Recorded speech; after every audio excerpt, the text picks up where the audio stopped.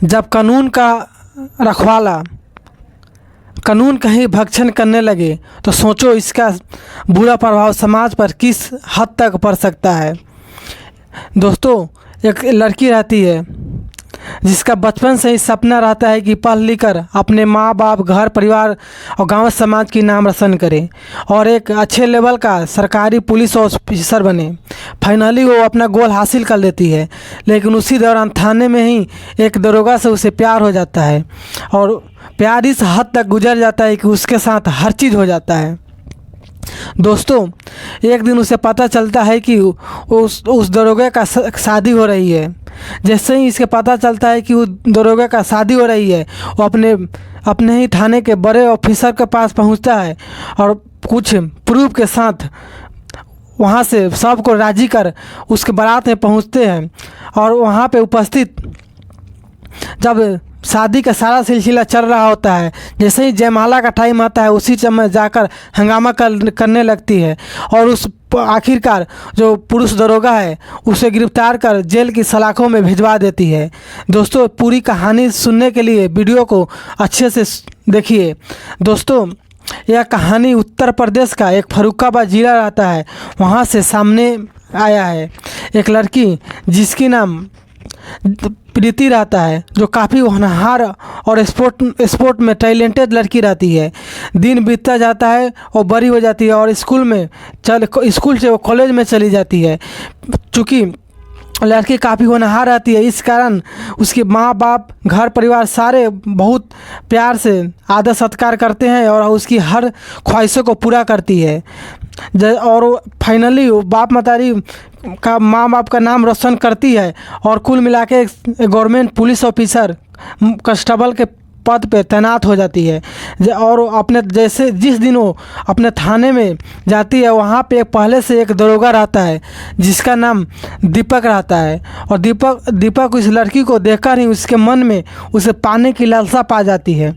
और चूँकि प्रीति शुरू से ही स्पोर्ट खेलने में आगे रहती है, जिस कारण उसका शरीर की बनावट और बॉडी काफ़ी फिटनेस रहती है, जो वहाँ का दरोगा दीपक को मन भा जाता है। और एक दिन वो दरोगा बोलता है कि वो महिला कांस्टेबल से बोलती है कि एक केस के सिलसिले में आज मुंबई चलना है, तो मैं चाह रहा हूँ कि तुम भी मेरे साथ चलो।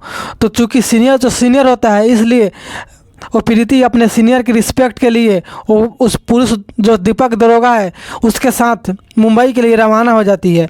और जिस केस के लिए जाती है वो केस फाइनली सॉल्व हो जाता है और दूसरी दिन उसकी उत्तर प्रदेश आने की फ्लाइट रहता है। तो रात बिताने के लिए वो दरोगा एक होटल में 2 कमरे बुक करती है और वहाँ पे अलग अलग कमरे में, एक में प्रीति और दूसरे में दीपक रहने लगती है।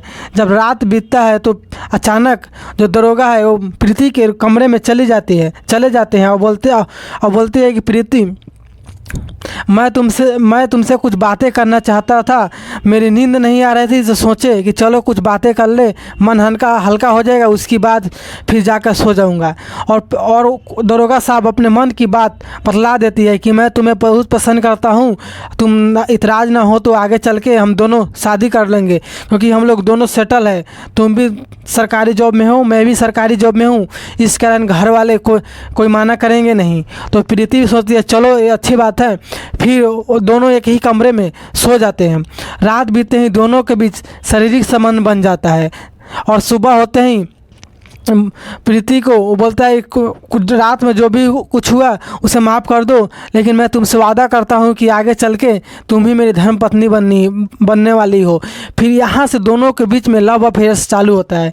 फिर दूसरी एक मामले की सुनवाई मुंबई से हटकर लगभग 2 महीने बाद गुजरात जाने वाली होती है। फिर गुजरात वो दोनों कांस्टेबल और दरोगा साथ में जाता है और फिर वहाँ पे भी रहने के लिए एक ही रूम बुक करता है और फिर वहाँ पे संबंध बन जाता है। दोस्तों, ये हमेशा सिलसिला चलता रहता है। जहाँ भी दीपक जाता था साथ में ही प्रीति को अपने ले जाता था और जैसे ही मौका मिलता है दोनों के बीच रिलेशन बन जाता है। तो एक दिन प्रीति बोलती है कि हम लोग को रिलेशन का करीब 2 साल हो गए हैं, अब हम लोग शादी कर लेते हैं। तो इस पर दीपक कुछ रिप्लाई नहीं देता है और कहता है ठीक है आगे देखेंगे, बात को टाल कर हटा देता है। फिर 2 महीने बीतने के बाद प्रीति फिर से बोलती है कि हम लोग शादी कर लेते हैं, अगर तुम नहीं मानोगे शादी करने के, तो मैं तुम्हारे ये शिकायत तुम्हारे पेरेंट तक जाऊंगा और सारी बात बताऊंगा। और प्रीति वो दबाव जाने लगती है शादी करने के उद्देश्य से, और बोलती है कि तुम चाहो तो मैं हम दोनों के बात अपने पेरेंट को बताए। तो दीपक बोलता है ठीक है, जब समय आएगा तो मैं तुम्हें खुद बता दूंगा। यानी दीपक कुल मिलाकर प्रीति को झांसे में देकर उसका शारीरिक शोषण कर रहा होता है। एक दिन प्रीति अपने घर वालों को हमने लव अफेयर्स के बारे में बतलाते हैं, क्योंकि दोनों सेटल होते हैं, इसलिए प्रीति के घर वाले बोलते हैं ठीक है, जब तुम्हारी पसंद का लड़का है तो कोई बात नहीं, अच्छे दिन पंडित जी से दिखवाकर दोनों को शादी करा देंगे। और फिर तब दीपक बोलता है तुम पागल हो, क्यों ऐसा कर रही हो, अभी शादी वादी नहीं करना। लेकिन दीपक का रवैया इसके बाद कुछ बदला हुआ रहता है। तब वो प्रीति फाइनली दीपक के घर वाले के पास जाते हैं और बतलाते हैं कि मैं दीपक की गर्लफ्रेंड हूँ, यानी आपका होने वाली बहू हूँ। दीपक आप लोग से नहीं बोल पाता है, तो मैं सोचा कि मैं ही खुद आकर बतला दूँ। और उसके घर वाले सुनने के बाद बोलते हैं कि ठीक है, अगले 6 महीने बाद हम लोग शादी कर लेंगे, तुम लोगों को शादी करा दूँगा। चूँकि दीपक और प्रीति अलग कास्ट की होती है, और दीपक है वो तो केवल अपना मनसा पूरा कर रहा होता है। फिर एक दिन प्रीति को पता चलता है कि दीपक की शादी कहीं और फिक्स हो गई है, और इस डेट को फिक्स हो गई है। बताया गया डेट जो कि 14 नवंबर का होता है। 14 नवंबर को जिस दिन दीपक की शादी रहती है, उस दिन वो प्रीति अपने ये सारी शिकायत अपने थाने में बोलता है, लेकिन थाने में कोई भी प्रतिक्रिया नहीं देता है।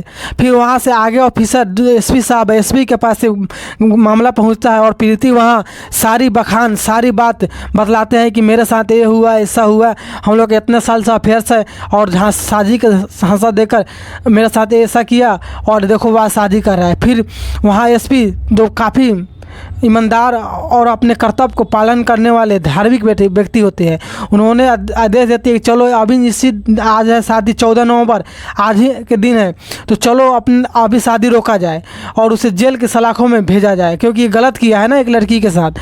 फिर वहाँ सैन्य बल आता है, और जैसे ही जयमाले पर और दीपक अपने होने वाले जो वाइफ है, जो दुल्हन है, उसके माला डालने वाला होता है, तभी यहाँ एसपी और प्रीति और साथ में और सैन्य बल वहाँ पहुँच जाते हैं, और दीपक को गिरफ्तार कर लिया जाता है। सारे वहाँ उपस्थित बारातों में अचंभव हो जाता है कि आखिर क्या हुआ, दरोगा साहब अचानक कैसे फंस गया। लेकिन जब सारी बातें लोगों को पता चलता है कि इसका पहले से ही ऐसा अफेयर्स है, तो काफ़ी निंदा होती है, और फाइनली दीपक को धारा 376, धारा 509 और 120 के तहत शारीरिक शोषण के जुल्म में सलाखों के बीच भेज दिया जाता है। दोस्तों, दीपक तो जेल चला जाता है, यहाँ प्रीति की काफ़ी बदनामी होती है। तो कहाँ इस पूरी बात समझने वाली बात है कि एक लड़का तो फिर भी उसका शादी हो जाएगा, लेकिन एक महिला की इज्जत बदनाम हो गई है, तो क्या फिर से दोबारा आपस लौट सकती है। और यह काफ़ी गंभीर और विचारणीय बात है। दोस्तों, ये कहानी पूरा सुनाने का मकसद मेरा किसी को दिल दुखाना या किसी की भावनाओं को ठेस पहुंचाना नहीं, बल्कि समाज को जागरूक और सचेत करना है। मिलते हैं नेक्स्ट वीडियो में। Thanks for watching.